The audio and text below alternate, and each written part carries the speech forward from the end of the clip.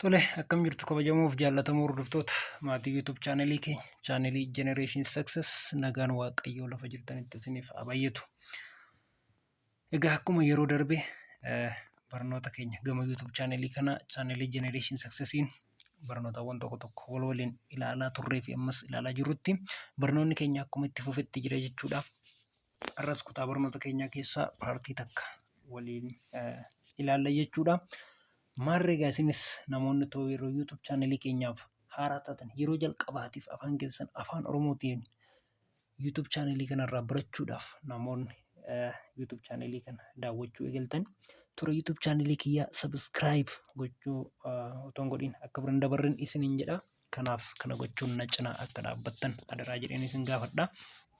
Akkasumas immoo namoonni haal takka subscribe gootanii maatii taatanii jirtan immoo tura miidiyaa hawaasaa keessan irratti share gochuudhaan hiriyoota keessan biraan gaa namoota barnoota kanarraa barachuu qabu jettanii yaaddaniif dabarsan isiniin jedha.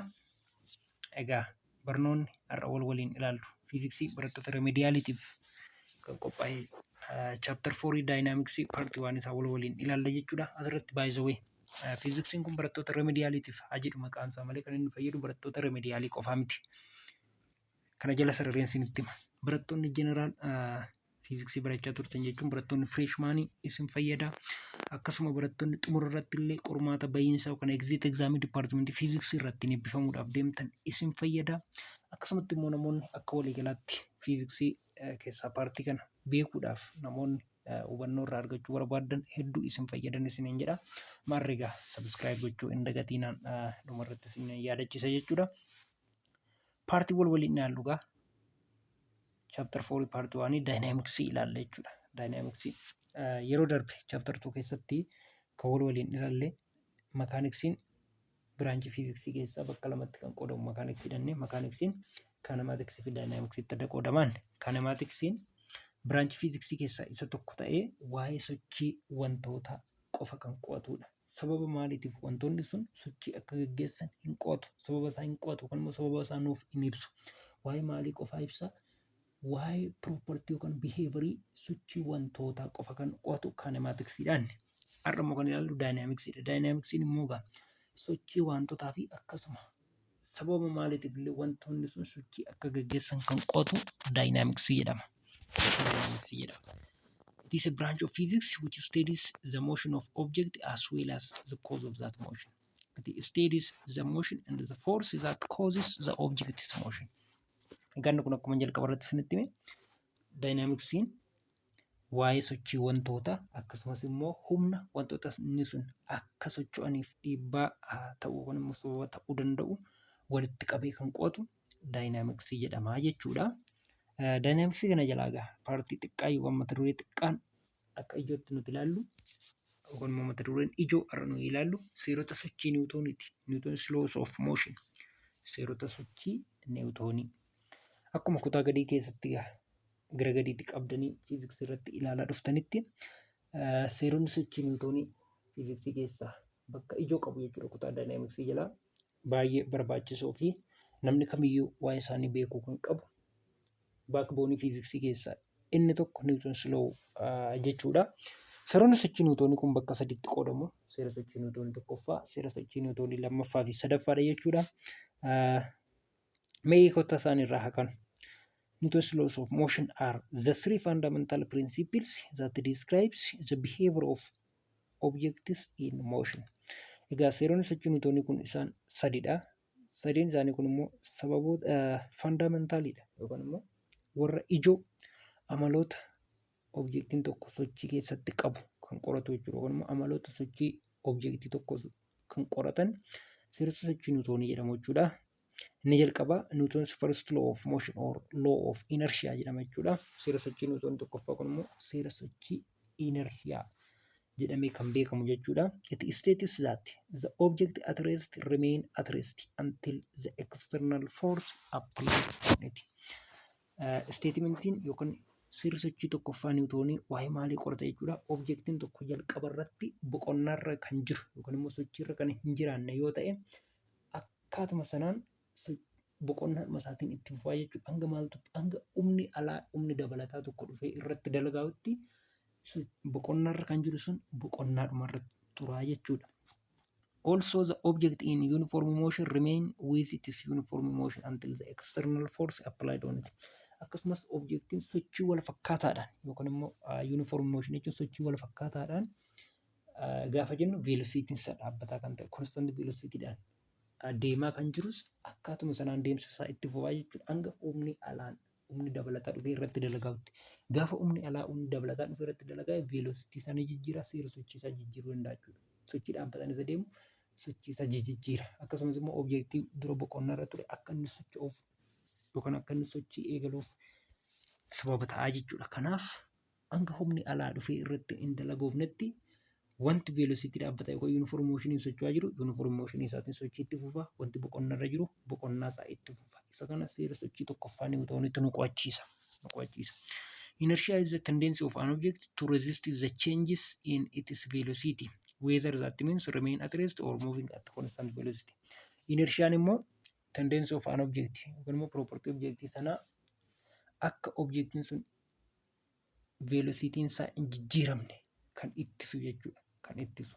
Kana jechuun boqonnaa irra kan jiru boqonnaan akka itti fufu, sochii uniform motion irra kan jiru uniform motion isaatiin akka itti fufu kan godhu jechuudha. Kanaaf egaa seerri sochii tokkoffaa Niwutoonii waa'ee kanaa nu barsiisa jechuudha. Inni lammaffaan Niwutoon second law or law of acceleration. Seerri sochii lammaffaa Niwutoon immoo yeroo baay'ee seera guulaa yookaan immoo seera acceleration jedhamee beekama. It states that the acceleration of an object is directly proportional to the net force acting on it and inversely proportional to its mass. Egaa seerri sochii lammaffaa Niwutoon immoo kan inni nu agarsiisu accelerationiin objektii tokko kan guulli objektiin tokko ittiin guulu yookaan immoo saffisni ittiin guulaa jiru humna alaa irratti dalagaa ifaan hariiroo kallattii walii qaba. Maasii yookaan immoo hanga ulfaatina objektii sanaa faana immoo hariiroo faallaa qabaa jechuudha. Hariiroo faallaa qabaa jechuudha. Kana jechuun the greater mass the smaller acceleration and vice versa. Kana jechuun wanti hamma guddaa qabu guulli isaanii xiqqaata. Wanti guula guddaa qabu immoo hammi isaanii xiqqaata jechuudha. Akkas jechuudha. Kana jechuun fakkeenyaaf namni tokko dhagaa tokko gaafa lafaa fuudhee darbatu gaafa dhagaa tokko lafaa fuudhee darbatu humna guddaadhaan dhagaa guddaa tokko yoo darbate dhagaan sun baay'een deemu baay'een fagaatu. Yeroo kana acceleration isaa xiqqaataa jechuudha. Sababni isaa maasii dhagaa sanaatu baay'ee guddaadha. Hamma dhagaa sanaatu baay'ee guddaadha. Dhagaa baay'ee xiqqoo ta'e namni tokko fuudhee yoo darbate baay'ee fagoo deemti. Saffisa guddaadhaan fiigdee deemti. Fageenya dheeraa irrayyuu saffisa guddaan ariitiidhaan fiigdee deemti. Yeroo kana maasii objektii sanaatti xiqqoodha. Acceleration immoo baay'ee faastiidha. Kanaaf acceleration maasii faana hariiroo faallaa qaba. Force faana immoo hariiroo kallattii qabaa jechuudha. Mathematically force is equal to mass times acceleration. Ibsama herregaatiin yeroo ibsinu egaa seera sochii Niwutoonii lammaffaa keessatti forcein hanga objektii sanaa baay'isu guula isaati jechuudha. Where F is net force applied, M is mass of the object, and A is the resulting acceleration jedha. For n amount of external force applied, the net force is the vector sum. N amount jechuun forsiiwwan baay'inni isaanii n ta'an. Inni gamma kuma ta'uu danda'a, miliyoona ta'uu danda'a, 10 ta'uu danda'a, 5 ta'uu danda'a. External forceonni amma baay'inni isaanii n ta'an yoo objektii tokko irratti applied ta'an egaa net force yookaan immoo humni waliigalaa objektii sana irratti dalagaa'ee vector algebraa fayyadamnee walitti idaanaa jechuudha. Kana jechuun F'n F1 plus F2 plus F3 plus up to Fn. But F'n mass times acceleration dha jenneerra. Thus forcing M times A1 plus M times A2 plus M times A3 plus dot M times AN. Akkas ta'e jechuudha. Sana booda M constant goonii duwwaatti yoo baafne A1 plus A2 plus A3 plus dot up to AN walitti idana jechuudha. If the applied forces are 3 forceota sadii walitti yoo ta'e maal ta'a jechuudha forcein M into A1 plus A2 plus A3 immoo x y z irratti immoo yoo ibsine bifa x y componentiitiin immoo yoo ibsine m into ax plus ay plus az jennee bifa kanatti barreessina. Kana jechuun maal jechuudha? M times ax jechuun fx M times AY FY, M times AZ FZ yookaan immoo force Z component irra jiru jechuudha. Yoo kanatti ibsina jechuudha. Mee fakkeenya tokkoon waliin haa ilaallu. Find the force needed to accelerate a mass of 400 kg from velocity v naught yookaan initial velocity isaa 4i minus 5j plus 3k meter per second to v final in 8i plus 3j minus 5k meter per second in 10 second dha. In 10 second. In 10 second. Kanaaf amma maal qabna jechuudha. Givanii fi required adda baafachuu qabna jalqaba. Givaniin keenya maasii 400 kg qabna. V naught yookaan initial velocity 4i minus 3j plus 3k meter per second qabna. V finally 8i plus 3j minus 5k meter per second qabna. T 10 second qabna. Required force dha. Yookaan immoo F akka barbaannuuf gaafatamne jechuudha. Kanaaf egaa kana salphumatti maal goona? Newton second law apply goona. Newton second law. Kana solution isaatti kotta. Solution isaa irratti apply the Newton second law we have jedha. Seera sochii Newtonii lammaffaa mathematical statement isaa apply yoo goone force in M times A dha. But maal hin qabnu? A hin qabnu. A immoo maal irraa arganna? Change in velocity over change in time irraa arganna. Change in velocity waan qabnuuf, time is waan qabnuuf salphumatti acceleration arganna jechuudha. Kanaaf egaa V final minus V initial over T final minus T initial. Intervaal time waan hin qabneef time T final ma goone tokkuma fudhanna 10 second jechuudha. T initial keenya 0 jechuudha hin qabnu.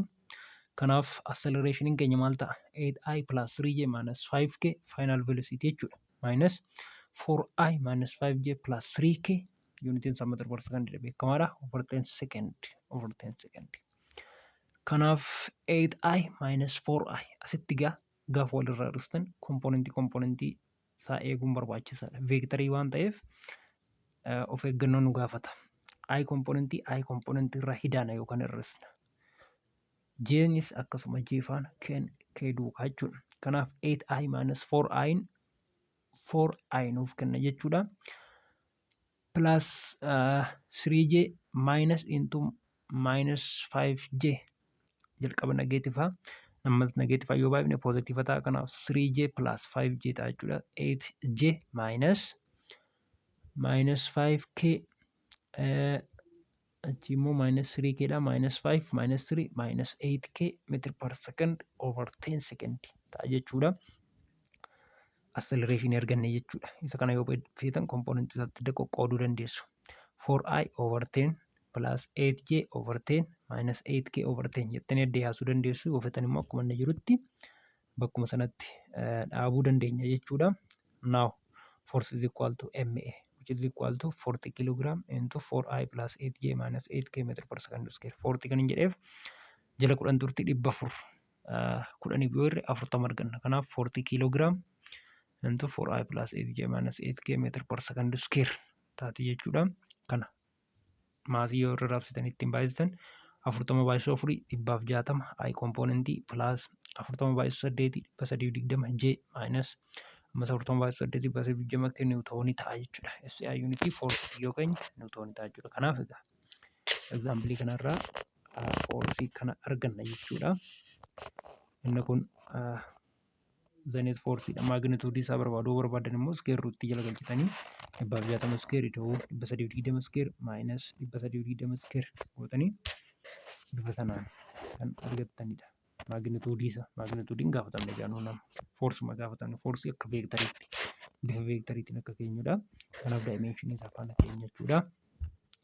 Inni dhuma Newton third law dha. Action and reaction law jedhama.